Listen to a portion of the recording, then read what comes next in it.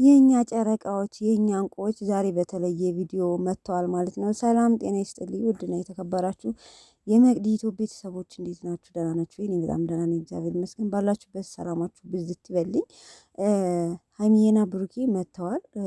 በነገራችን ላይ ሁሌም መልካም ሰዎች ናቸው። የሰው እድገት የሚያስደስታቸው ብዙ ነገር እያየን ነው እንዴት እንደሚሰሩ።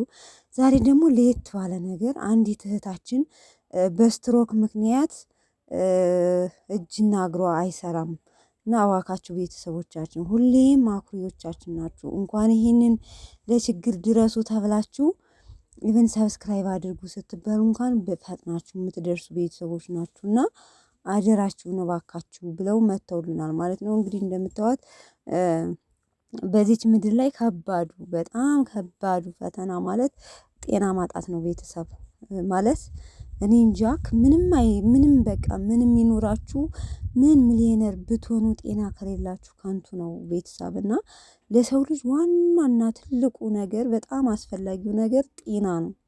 እውነቴን ነው የምላችሁ። እና አንዳንዴ አመም ሲላችሁ እንኳን ሲያረጋችሁ በተለይ ሰው ሀገር ላይ ስንኖር ውይ አምላኪ ወይ እባክህን ፈጣሪ ጋር የምንመለሰው የሆነ ነገር ሲይዘን ሲያመን ነው የምናስታውሰው ፈጣሪን። እና ትንሽዬ ቁስል እንኳን ስታመን ውይ የሆነ ነገር በተለይ ሰው ሀገር ላይ ሆነን የሆነ ነገር በሰው ሀገር ላይ እንዳንቀር በጣም ነው የምንፈራው፣ ስደት ዓለም ላይ ስንኖር ማለት ነው እህቶቼ። እና የሰው ልጅ ጤና በጣም አስፈላጊ ነው። እና እህቶቼን አሁን ማለት የምፈልገው በተለይ በሰው ሀገር ላይ ለምትኖሩ እህቶቼ ጤናችሁን ራሳችሁን ጠብቁ። ሌላው ይመጣል ቀስ ብሎ ይደርሳል ማለት ነው።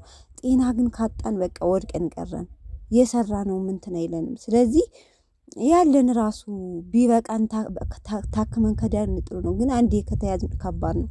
እና ይቺ ልጅ አሁን ልጆች አሏት እንግዲህ ከታከምሽ ትድኛለሽ ነው የተባለችው። ፈጣሪ እውነት አድርጎላት የሚያስፈልጋን ነገር ተደርጎ ወደ ጤናዋ እንዲመለስ እኔ ጸሎቴ ነው እውነት ለመናገር። ሰላም እኔ እንጃ ከጤና በላይ ምንም ነገር የለምና ማለት ነው። እና ያው አካውንቷን በነገራችን ላይ አካውንቷን ወይ እኔ ዲስክሪፕሽን ከጠየቃችሁኝ ዲስክሪፕሽን ላይ አስቀምጥላችኋለሁ። ግን ደግሞ እኔ ጋር ሳይሆን ብሩኬ ላይ ስታገኙታላችሁ። አካውንቱም ስልክ ቁጥሯም ለቆታል ማለት ነው።